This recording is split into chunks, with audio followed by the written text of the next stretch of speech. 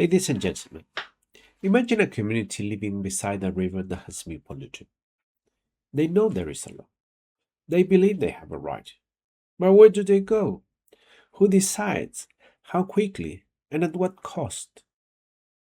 That gap between the existence of a right and the ability to vindicate it is the central problem that Principles 10 and 11 of the Manifesto are designed to address.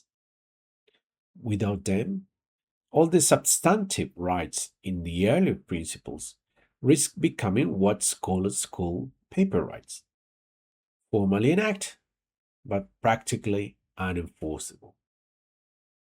Principle 10 establishes a tripartite framework of procedural rights that must be built into domestic freshwater legislation. First, access to information, timely, accurate, and accessible information about freshwater decisions and environmental conditions. Second, meaningful participation, not a tick box consultation, but genuine, early, and inclusive engagement with decision makers obligated to consider and respond to the views received.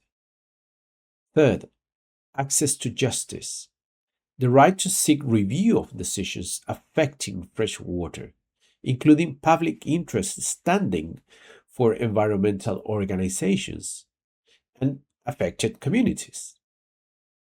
The key word is meaningful. This must be legally enforceable rights, not aspirations.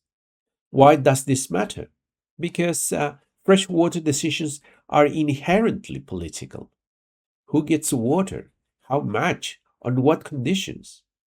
And the communities most dependent on fresh water, rural, indigenous, women, smallholders, farmers, often have least power to inform processes. Thus, procedural rights are a leveling mechanism. This is not just about fairness, it is about effectiveness. Principle 11 builds on the access to justice limb of Principle 10, focusing on the design and quality of the mechanism. It sets four qualitative standards: fair, transparent, expeditious, and reliable. Fair means impartial adjudication and protection from adverse costs. Transparent means open procedures and published recent decisions. Expeditious means timely resolution. What use is a judgment in 5 years against a polluter who has caused irreversible harm? Expeditious justice is not a preference, it is an ecological imperative. Reliable means consistent, predictable, and enforced. An unenforced judgment, if no justice at all.